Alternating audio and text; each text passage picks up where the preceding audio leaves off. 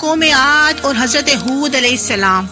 طوفان نوح ختم ہونے کے بعد حضرت نوح علیہ السلام اور کشتی میں سوار دیگر مسلمان جودی پہاڑی پر اترے اور قریبی علاقے میں ایک بستی قائم کر کے اس میں رہنا شروع کر دیا۔ یہاں سے حضرت نوح علیہ السلام کی اولاد کا سلسلہ آگے بڑھا، جبکہ بقیہ مسلمانوں سے کوئی نسل آگے نہیں چلی۔ اللہ تعالیٰ نے اولاد نوح میں برکت دی اور گزرتے وقت کے ساتھ ساتھ آپ علیہ السلام کی نسل میں اضافہ ہوتا رہا۔ جب ان کی تعداد بڑھی تو یہ مختلف قوموں اور قبیلوں میں تقسیم ہو کر دور دراز کے علاقوں میں پھیل گئے۔ انہی میں سے ایک قبیلہ جنوب کی جانب متوجہ ہوا اور جزیرہ عرب کے جنوبی طرف یمن کے ریتلے ٹیلوں والے علاقے احقاف میں قیام پذیر ہو گیا۔ یہ قبیلہ اپنے والد عاد یا بادشاہ عاد کی نسبت سے قوم عاد کے نام سے معروف ہوا۔ اللہ تعالیٰ نے قوم عاد کو سلطنت دی اور بدنی قوت بھی وافر مقدار میں عطا فرمائی۔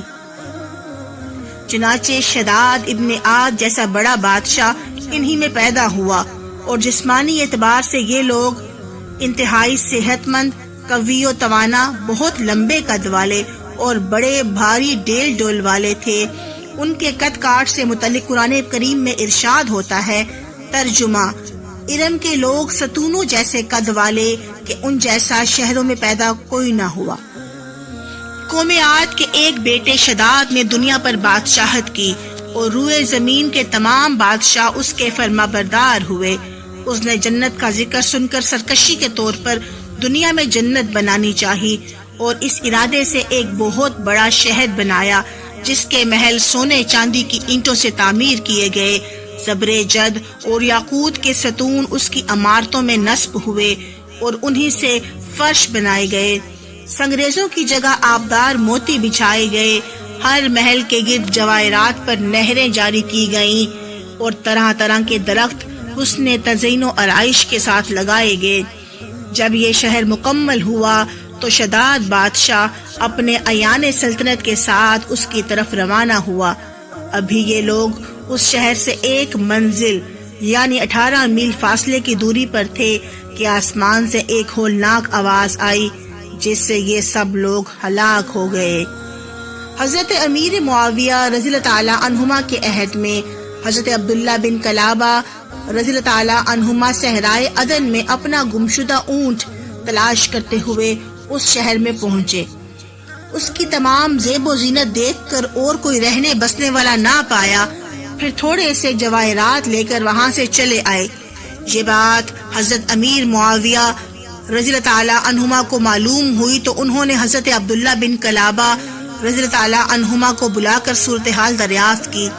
انہوں نے سارا واقعہ سنایا تو حضرت امیر معاویہ رضی اللہ تعالی عنہما نے حضرت کعبہ رضی اللہ تعالی عنہما سے دریافت کیا، دنیا میں کیا کوئی ایسا شہر ہے؟ انہوں نے فرمایا، ہاں، اس کا ذکر قرآن پاک میں بھی آیا ہے۔ یہ شہر شداد ابن عاد نے بنایا تھا اور وہ سب عذاب الہی سے ہلاک ہو گئے تھے۔ اور آپ کے زمانے میں ایک مسلمان سرخ رنگ والا، نیلی آنکھوں والا، چھوٹے قد کا، جس کے آبرو پر ایک تل ہوگا، یہ اپنے اونٹ کی تلاش میں اس شہر میں داخل ہوگا۔ پھر حضرت عبداللہ بن کلابہ رضی اللہ تعالی عنہما کو دیکھ کر فرمایا، باخدا یہ وہی شخص ہے۔ قوم عاد پر نعمتوں کی بہتات تھی، زندگی بہت ہی خوشحال اور آرام دہ بسر کرتے تھے، لیکن ان میں کفر و شرک اور فسق و فجور کی وبا پھیلی ہوئی تھی۔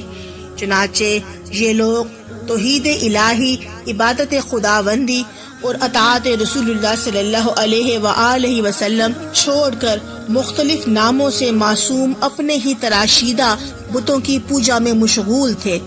اس کے علاوہ یہ سرے رات چھوٹی چھوٹی عمارتیں بناتے، ان پر بیٹھ کر لوگوں سے چھیڑ خانی کرتے، مذاق مسخری کرتے، زندگی کی موج مستیوں سے لطف اندوز ہونے کے لیے مضبوط محل تعمیر کرتے، ہر گندی اور بری عادت اپناتے۔ ان کے طرز عمل سے یہ لگتا تھا جیسے انہیں کبھی مرنا ہی نہیں بلکہ ہمیشہ زندہ رہنا ہے۔ گمراہی کی تاریکیوں میں بھٹکنے والی اس قوم کو راہ ہدایت پر لانے کے لیے اللہ تعالیٰ نے اس قوم سے حضرت ہود علیہ السلام کو رسول بنا کر بھیجا۔ آپ علیہ السلام حضرت نوح علیہ السلام کے پوتے ارم کی اولاد سے ہیں۔ یاد رہے کہ روئے زمین پر عاد کے نام سے 2 قومیں گزری ہیں۔ نمبر 1 عاد اولا، یہ حضرت ہود علیہ السلام کی قوم تھی۔ نمبر 2 عاد ثانیہ، یہ حضرت صالح علیہ السلام کی قوم تھی جو قوم سمود کے نام سے زیادہ مشہور ہوئی، اور ان دونوں قوموں کے درمیان 100 برس کا فاصلہ ہے۔ آپ ہود علیہ السلام نے گزر بسر کے لیے تجارت کا پیشہ اختیار فرمایا تھا، جیسے کہ حضرت عبداللہ بن عباس رضی اللہ تعالی عنہما فرماتے ہیں کہ حضرت ہود علیہ السلام تاجر تھے۔ تجارت سنت انبیاء ہے، اور سچا تاجر قیامت کے دن انبیاء علیہ السلام کے ساتھ ہوگا۔ حضرت عبداللہ بن عباس رضی اللہ تعالی عنہما فرماتے ہیں کہ سفر حج کے دوران جب رسول اکرم صلی اللہ علیہ وآلہ وسلم وادی اسفان سے گزرے تو ارشاد فرمایا، اے ابو بکر رضی اللہ تعالی عنہما، یہ کون سی وادی ہے؟ عرض کی وادی اسفان۔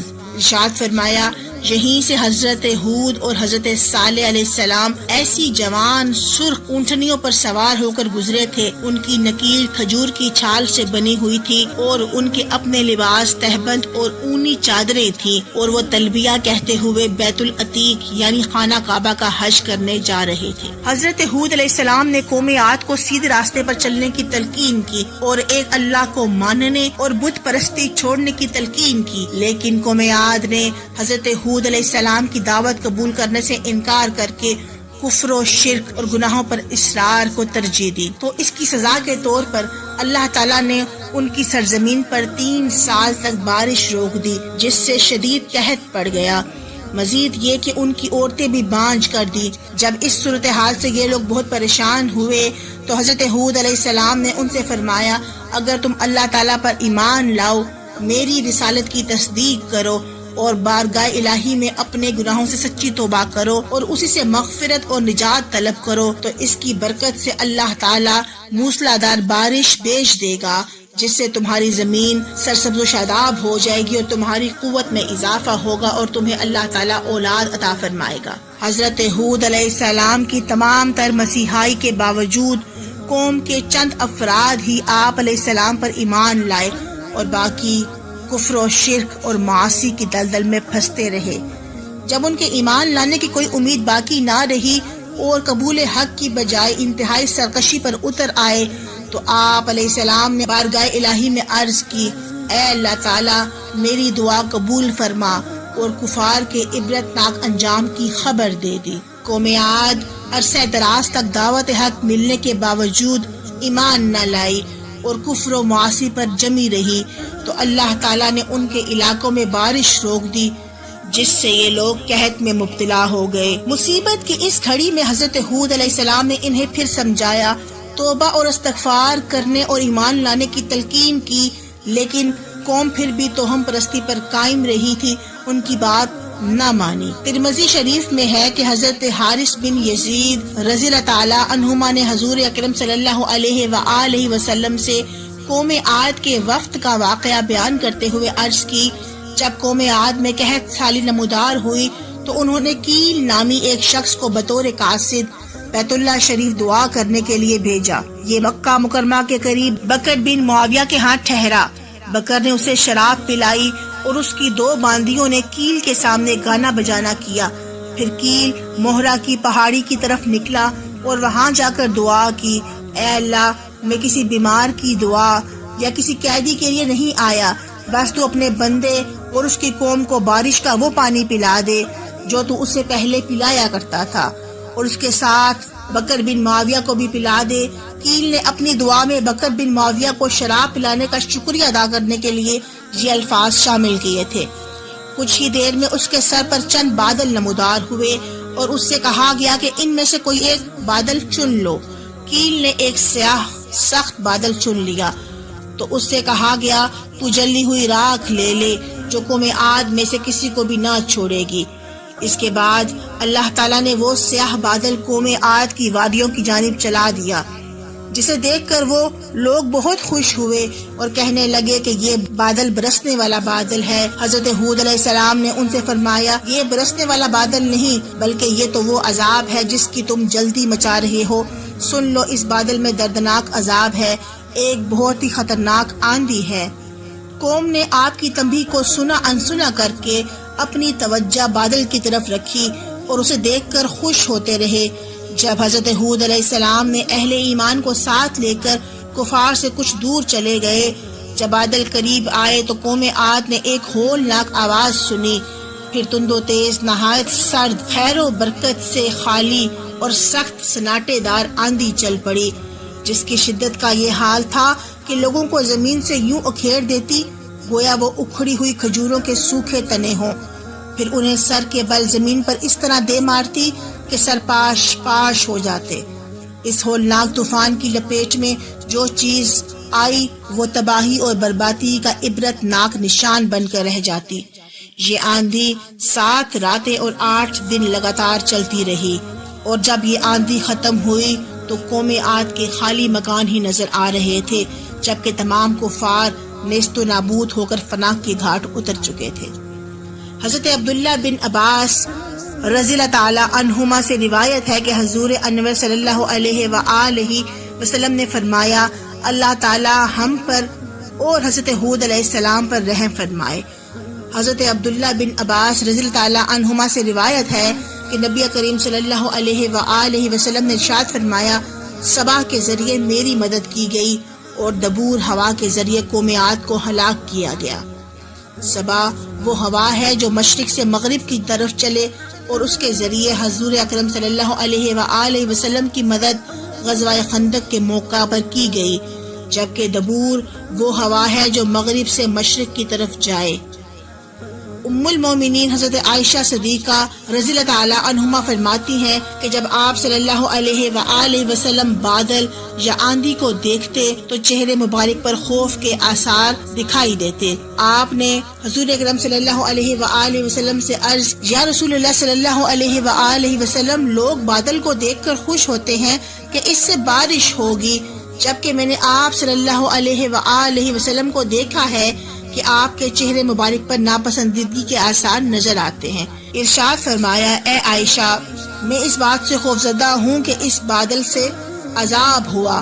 ایک قوم کو آندھی کا عذاب دیا گیا ہے اور ایک قوم نے عذاب کو دیکھ کر کہا تھا کہ یہ ہمیں بارش دینے والا بادل ہے۔ دوسری حدیث پاک میں ہے کہ جب تیز ہوا چلتی تو نبی کریم صلی اللہ علیہ وآلہ وسلم سے حضرت عائشہ دوسری حدیث پاک میں ہے کہ جب تیز ہوا چلتی تو نبی کریم صلی اللہ علیہ وآلہ وسلم اللہ تعالیٰ سے ہم کلام ہوتے اور فرماتے کہ اے اللہ، میں تجھ سے ہوا کی خیر اور جو اس میں ہوا ہے اس کی خیر اور جس چیز کے ساتھ یہ ہوا بھیجی گئی ہے اس کی خیر مانگتا ہوں، اور ہوا کے شر اور جو اس میں ہے اس کے شر سے، اور جس چیز کے ساتھ ہوا بھیجی گئی ہو اس کے شر سے تیری پناہ مانگتا ہوں۔ حضرت عائشہ صدیقہ رضی اللہ تعالی عنہما فرماتی ہیں کہ جب آسمان پر بادل گرجتے تو آپ صلی اللہ علیہ وآلہ وسلم کا رنگ بدل جاتا اور مضطرب ہو کر کبھی باہر جاتے، کبھی اندر آتے، کبھی سامنے آتے، کبھی پیچھے جاتے۔ جب بارش ہو جاتی